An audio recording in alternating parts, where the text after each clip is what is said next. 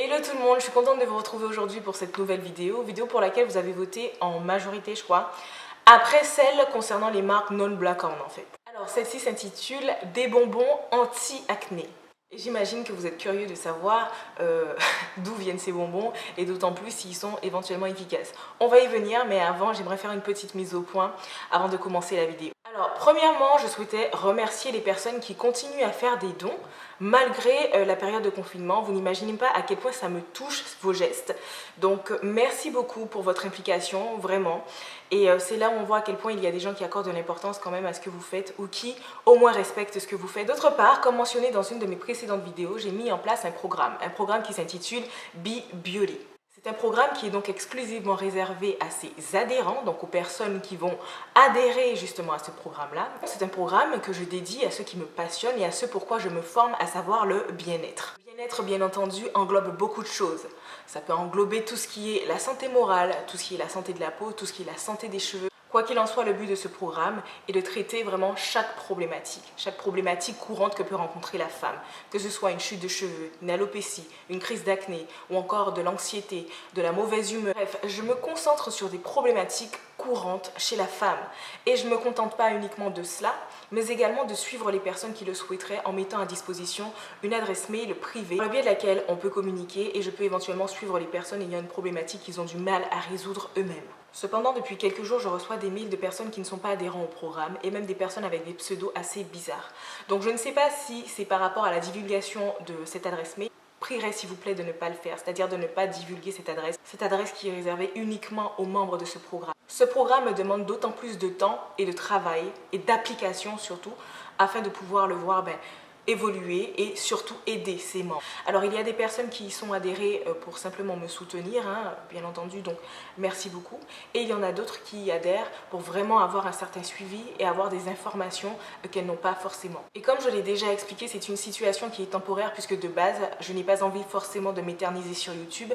J'ai vraiment envie de rentrer dans un cadre beaucoup plus formel et de pouvoir offrir ce qu'il y a de mieux aux personnes qui feront appel à moi éventuellement pour les aider dans ce type de problématique. Alors, il est vrai que quand on revient d'un passif comme le mien sur les réseaux sociaux, il est difficile parfois d'accorder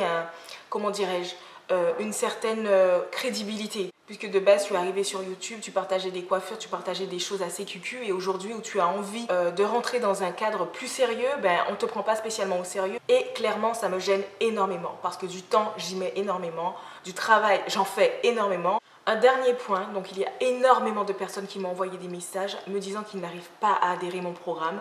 Alors il semblerait que YouTube bloque l'accès à ce programme aux personnes qui viennent de certains pays, soit d'Afrique ou encore des Antilles.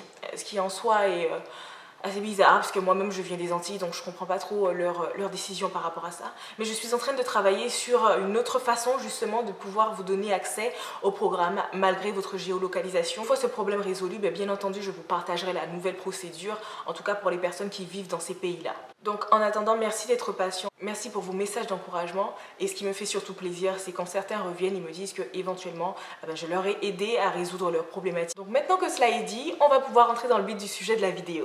Aujourd'hui, on va parler de la cosméto food. Alors, je ne sais pas si c'est un mot qui vous dit quelque chose. Dans tous les cas, la cosméto food est apparue en 2007. Où des marques ont adopté pour stratégie le fait de vendre des aliments qui permettraient d'avoir soit une belle peau, encore de permettre à ses consommateurs de se débarrasser de problèmes comme l'acné. Le but était de traiter de l'intérieur des problématiques que rencontrent les gens dans la vie courante. Et donc dans cette vidéo, je vais vous citer des marques, en tout cas, qui ont eu recours à ce type de stratégie, que valent ce type de stratégie réellement, et surtout, quel est son avenir si elle en a même un.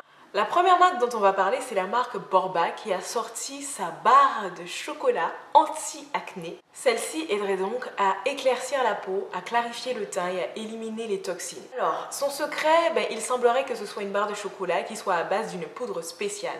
Elle promet donc une réduction à 52% des boutons à raison d'une consommation de 2 barres chocolatées par jour durant 28 jours. La barre étant à 7 $, il fallait mieux qu'elle soit efficace. Alors, il est vrai que les avis sont assez mitigés du côté du chocolat pour tout ce qui est acné. Certains le recommandent au contraire pour pouvoir lutter contre l'acné, à savoir le chocolat pur et le chocolat noir. Mais par contre, tout ce qui est chocolat modifié à base de lait, etc., on est déjà sur des avis beaucoup plus négatifs. Quoi qu'il en soit, on pourrait remettre en doute, en tout cas, l'efficacité de cette fameuse barre de chocolat qui d'ailleurs n'a pas fait long feu sur le marché puisqu'aujourd'hui, on ne la retrouve pas en tout cas en Europe. La deuxième marque dont on va parler, c'est la marque AOI qui est vendue au Japon. En fait, c'est une marque qui fait des marshmallows qui ferait donc gonfler les lèvres.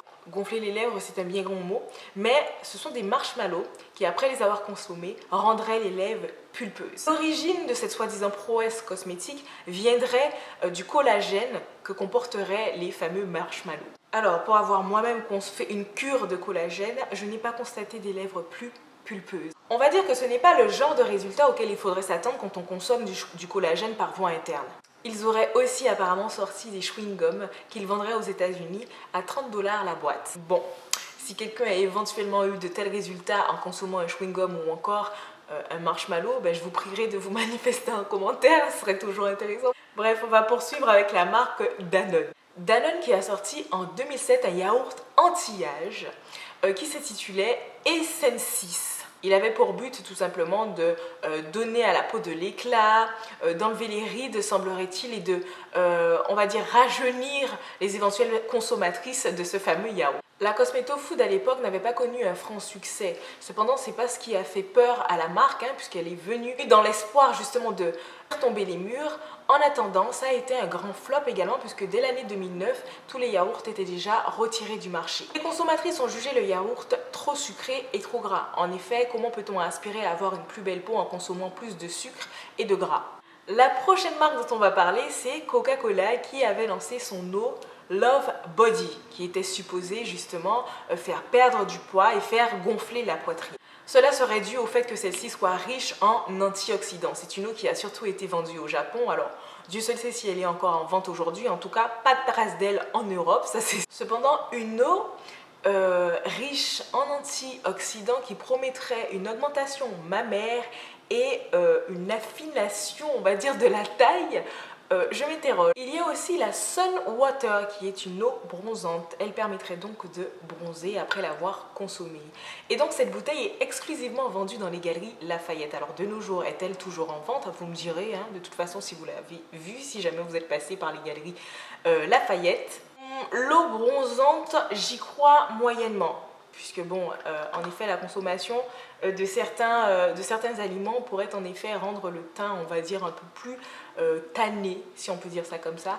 Maintenant, on va savoir de quoi est composée cette fameuse eau bronzante. Alors, autre Cosmeto Food, on a la confiture de chez Norelift.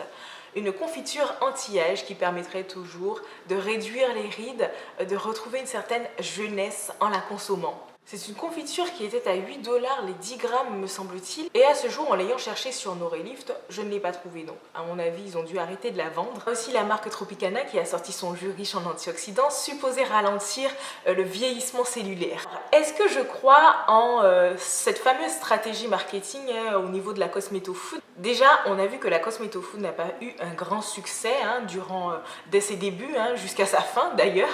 Aujourd'hui, on constate par ailleurs qu'elle refait surface. On a les gummies qui sont apparus, les espèces de petits bonbons là, que vous pouvez sucer et on vous promet une belle peau. Certaines marques comme la Chile Beauty vous promettent carrément de vous faire une cure détox avec des petits bonbons verts, avec du sucre. Je ne sais pas comment on fait pour se détoxifier le corps avec des petits bonbons riches en sucre, mais bon. La Chile Beauty propose également des gummies afin de pouvoir bronzer et notamment des gummies pour avoir une belle peau. Cosmeto Food pour moi n'est autre qu'une stratégie marketing de plus qui s'est un petit peu buté face à un mur mais qui tente à renaître encore aujourd'hui. Alors attention qu'on ne me fait pas dire ce que je n'ai pas dit, l'alimentation contribue grandement au bien-être de la peau, au bien-être du cheveu, au bien-être même du moral. Cependant, bien entendu, on est toujours mieux servi que par soi-même, surtout que ces fameuses marques qui tentent justement d'instaurer cette nouvelle façon de consommer, au final, ce qu'ils proposent est de bien meilleure qualité que ce qu'ils vendent déjà. Car en effet,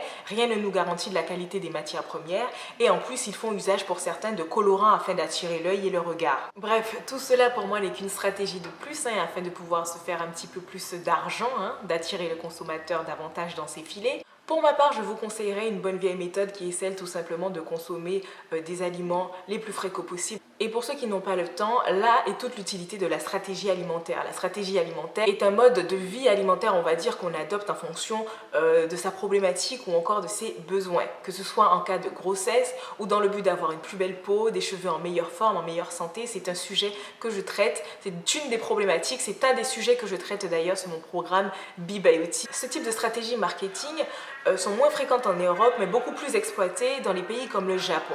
Je dirais même d'ailleurs que la clientèle au Japon est la clientèle idéale pour ce type de stratégie marketing. Tout simplement parce que là-bas, on accorde une énorme importance à la présentation, à l'aspect de la peau, à son apparence physique tout simplement. Sur des sites chinois, on trouve encore des fameux bonbons pour pouvoir donner une belle peau ou encore lutter contre l'acné. Bref, vous me direz en commentaire ce que vous pensez de la Cosmeto Food, si une fois dans votre vie vous avez eu à tester cette fameuse stratégie alimentaire, entre guillemets, et ce que vous en avez pensé. Quant à moi, je vous dis à très bientôt pour une prochaine vidéo.